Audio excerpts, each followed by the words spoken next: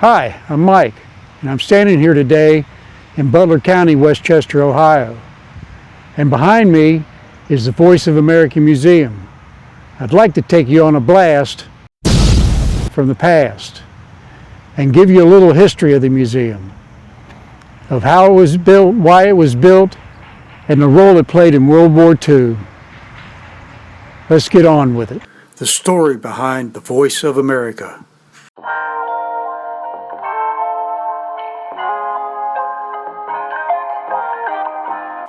The Voice of America broadcast station and its related antenna farm was built by an industrialist engineer named Powell Crosley Jr. He lived just outside of Cincinnati, and that's why the Bethany site was chosen to be the next Voice of America. The Bethany relay station construction started in the summer of 1943, and the first broadcast was in September of 1944. The radio station building still stands today in the original location, but has transformed into a museum. We'll talk more about that in a few minutes.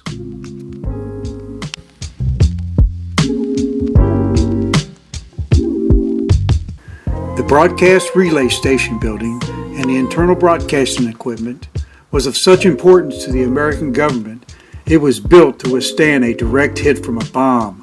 The 18-inch thick blast-proof concrete walls would supply the competent endurance to protect the newly developed 6 quarter-million-watt radio transmitters. The building had no superfluous internal heat source. The 6 quarter-million-watt radio transmitters would supply all the internal heat necessary to keep the building's interior nice and toasty.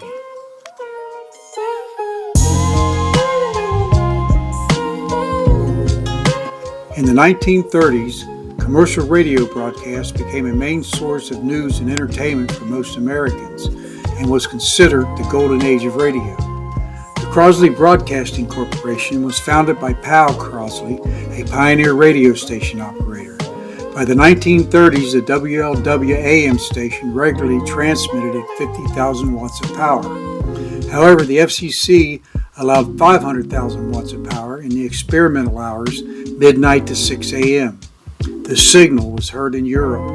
The transmitting power of the VOA in 1944 was more than double that. They were using 6 quarter-million-watt transmitters to power their signal.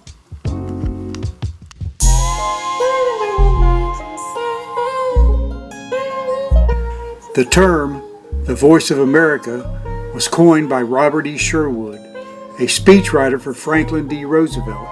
Sherwood was born April 4, 1896.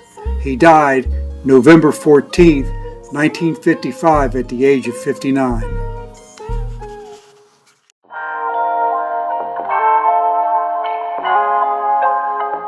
Voice of America, New York City, began transmitting on February 1, 1942. On February 24, 1942, New York VOA made its first broadcast to Germany. The land located in Butler County, Ohio, where the Bethany relay station would be built, was purchased by the federal government in 1943. This relay station would become a failsafe if the enemy forces damaged the East Coast transmitters. The 200,000-watt transmitters housed at the Bethany relay station were built by the Crosley Broadcasting Corporation, which was owned by Powell Crosley Jr. The Bethany station began transmitting the Voice of America programs in 1944, with Crosley Broadcasting Corporation operating the site for the federal government.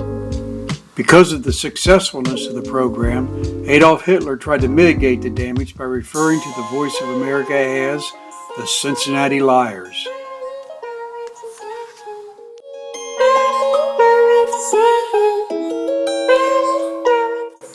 At the end of World War II, Voice of America discontinued many programs, but ramped up operations at the beginning of the Cold War with the Soviet Union that solidified between 1947 and 1948 as one way to combat communism abroad. The VOA broadcasts were not available to U.S. listeners, but broadcasts were transmitted worldwide. In 1994, the site ceased operations as transmissions shifted from broadcasting towers to satellites.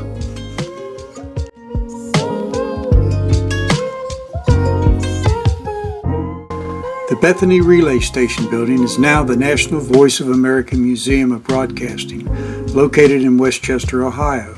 The exhibits cover the history of Voice of America, Powell Crosley Jr., radio and television broadcasting.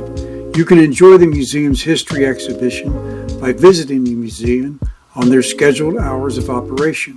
I hope you've enjoyed this short insight of American history. Please comment and smash that like button. If you'd like to see more videos like this, please tap on the subscribe button. Thank you, and I'll catch you in the next place.